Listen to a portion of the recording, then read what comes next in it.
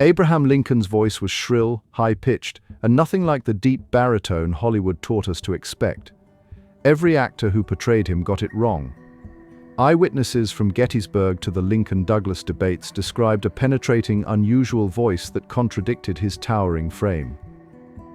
William Herndon, Lincoln's law partner for 16 years, described his voice as shrill, sharp, and unpleasant. Journalist Horace White, who covered the Lincoln-Douglas debates, noted the voice lacked melody and carried a high pitch that pierced through crowds. Even supporters admitted Lincoln's vocal quality seemed mismatched with his 6'4" frame.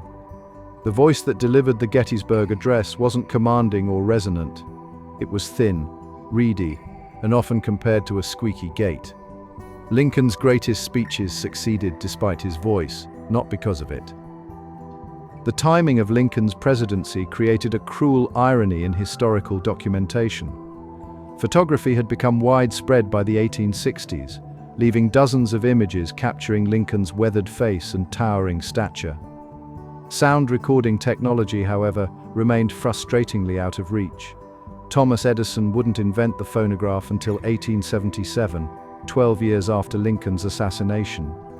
The first recorded human voice came in 1860 when Edward Léon Scott captured a French folk song, but the technology remained experimental and inaccessible.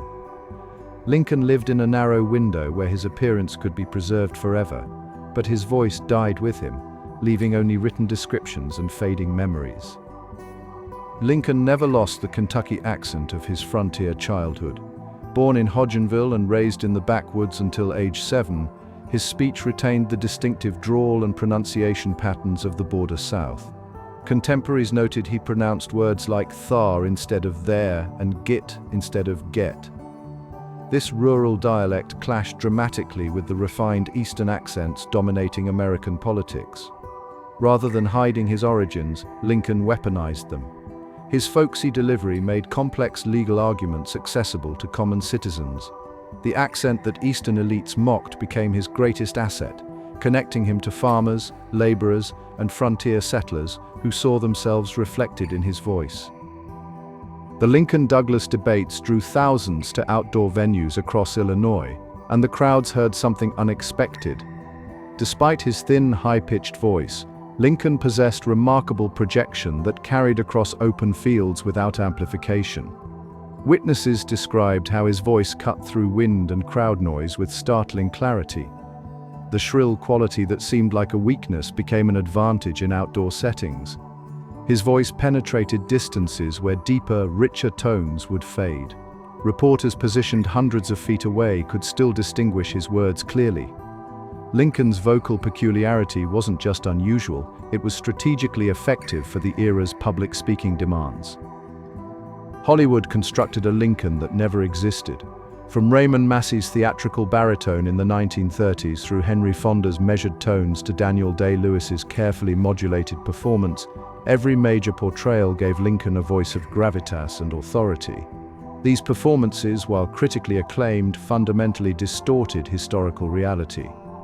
The film industry decided audiences wouldn't accept a president who sounded like a frontier shopkeeper with a reedy, high-pitched voice. This choice wasn't just artistic license, it was historical erasure. Generations now associate Lincoln with deep, commanding vocals that bear no resemblance to the actual man. The authentic Lincoln, shrill voice and Kentucky accent intact, has been replaced by a Hollywood invention that feels more presidential but rings historically false.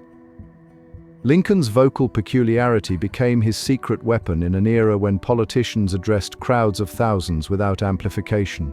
The high-pitched, penetrating quality that seemed awkward in small rooms transformed into a powerful tool outdoors. Acoustic physics favored his unusual timbre. Higher frequencies travel farther and cut through ambient noise more effectively than deeper tones.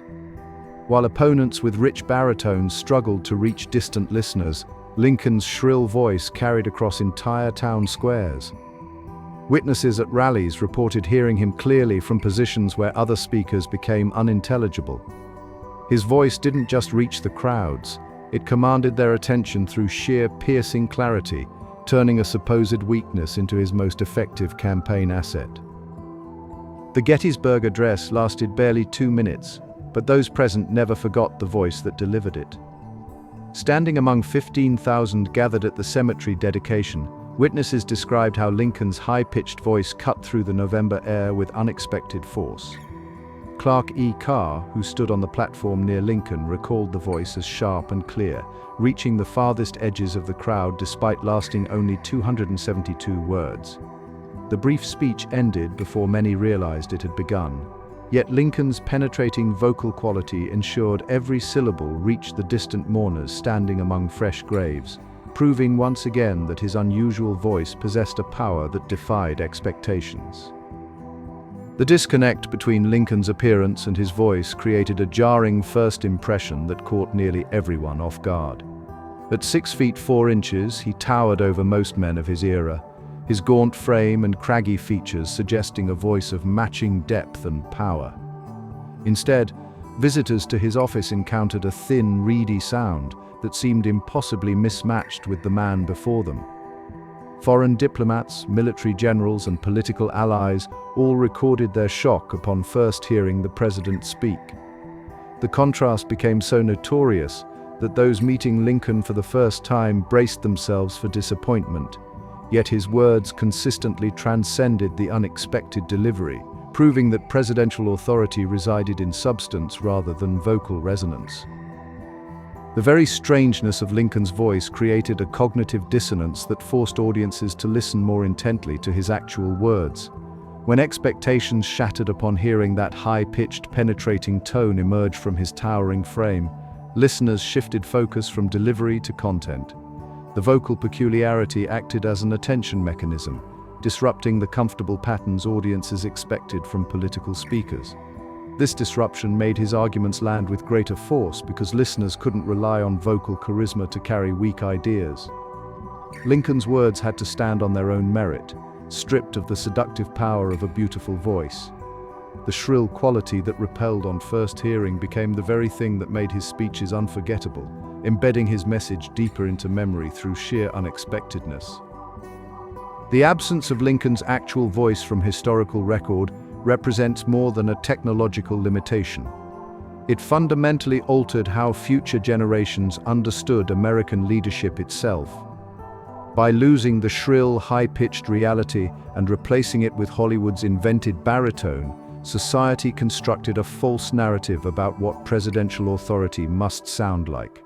This erasure taught generations that leaders require deep, commanding voices to be taken seriously, excluding countless capable individuals whose vocal qualities don't match this fabricated standard.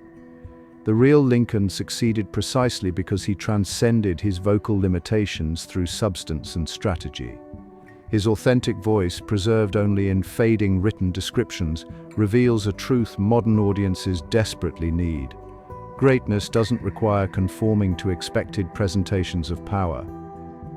Thanks for watching this exploration of Lincoln's true voice. If this changed how history sounds to you, hit like and subscribe. Share this with someone who loves history. Some truths echo louder than Hollywood.